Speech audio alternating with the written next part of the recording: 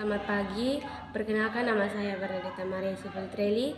Saya akan menjelaskan materi tentang fluida statis dan fluida dinamis.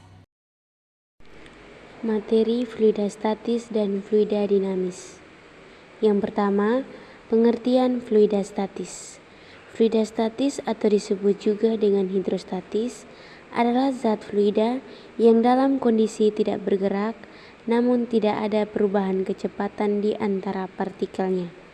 Karakteristik fluida statis: fluida merupakan zat dapat mengalir dan memberikan sedikit hambatan pada perubahan bentuk saat ditekan. Misalnya seperti zat air dan gas. Namun, fluida tidak selalu mengalir. Di beberapa kondisi fluida dapat diam yang disebut juga fluida statis. Sebagai cabang ilmu fisika, fluida statis berkaitan erat dengan tekanan serta keseimbangan air dan zat fluida lainnya. Yang kedua, pengertian tekanan hidrostatis. Tekanan hidrostatis adalah tekanan yang diakibatkan oleh gaya yang ada pada zat cair terhadap suatu luas bidang tekan pada kedalaman tertentu. Contoh hidrostatis dalam kehidupan sehari-hari. Yang pertama, kita menyelam di laut atau kolam, maka kita akan merasakan tekanan hidrostatis yang semakin besar jika semakin dalam. Yang ketiga, pengertian hukum Pascal. Hukum Pascal sendiri telah diterapkan ke dalam kehidupan kita sehari-hari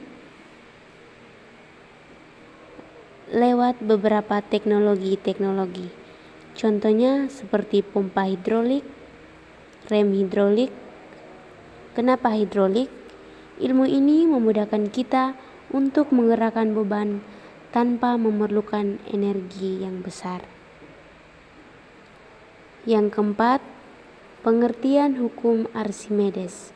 Hukum ini menjelaskan hubungan gaya berat dan gaya ke atas pada suatu benda jika dimasukkan ke dalam air.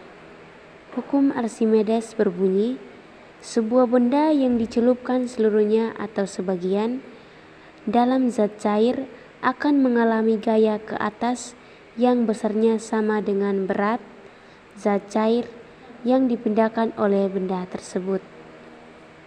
Yang kelima, contoh-contoh penerapan tegangan permukaan dalam kehidupan sehari-hari.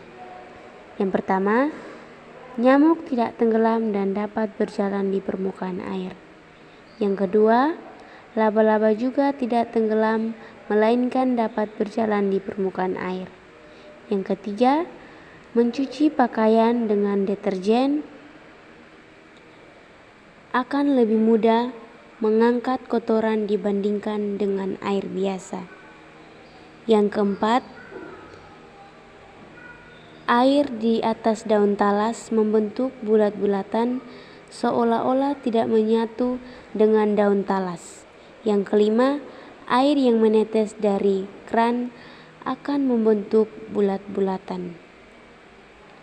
Yang keenam, contoh penerapan kohesi dan adhesi dalam kehidupan sehari-hari. Gaya kohesi dalam kehidupan sehari-hari. Yang pertama, gaya tarik-menarik antara air dengan minyak menyebabkan tidak pernah tercampur. Yang kedua, tidak melekatnya air raksa pada dinding pipi kapiler. Adhesi. Yang pertama, bercampurnya air dengan teh atau kopi.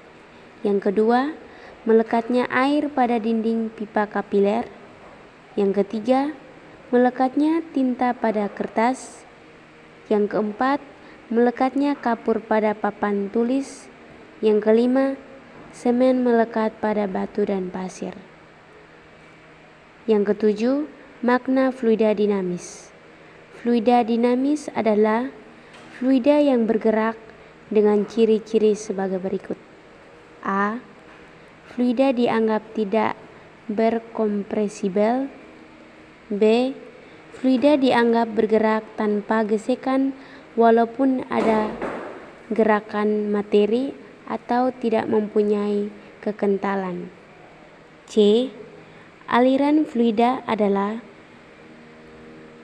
koran stasioner, yaitu kecepatan dan arah gerak